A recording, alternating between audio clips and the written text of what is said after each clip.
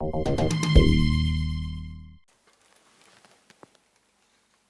mais ça, c'est un positif.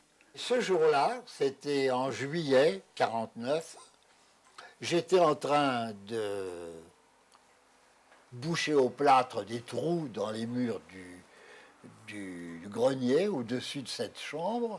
À un moment donné, j'ai besoin d'une petite truelle que j'ai pas dans ma boîte. Alors je descends et je vois ça en descendant dans la chambre.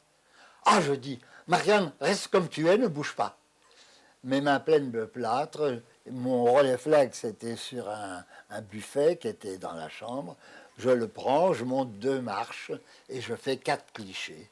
Et c'est le meilleur, là. Et puis j'ai continué à gâcher mon plâtre. Le hasard, c'est ce qui a été le plus fréquent dans l'ensemble de mon travail. C'était les choses qui, tout d'un coup, n'avaient pas prévenu et se présentaient, il fallait être prêt. Celle-là, il y avait 99 sur 100, chances sur 100 qu'elle soit loupée. Parce que je ne les ai pas vus venir, ces enfants. J'étais sur le pont d'Arcole, quand tout d'un coup, je ne sais pas, je ne peux pas dire, mais je pense que quelque chose m'a alerté, je pense que c'est peut-être des cris d'enfants. Et je me suis penché, j'ai vu ça, et vous savez, dans un mouvement rapide, j'ai pris l'appareil, j'ai appuyé, heureusement, les réglages étaient bons. J'ai senti, quand j'ai eu fait cette photo, que si elle était réussie, ça serait une photo majeure dans ma vie de photographe. Mon appareil n'était jamais enfermé dans son étui, hein. Il pendait à l'épaule ou devant ou sur ma poitrine pour être prêt, avec un réglage moyen qui pouvait correspondre aux cas les plus fréquents. Je me suis raconté beaucoup d'histoires quand je faisais les photographies. Cet homme m'avait beaucoup impressionné, avec son air songeur, un petit peu indécis.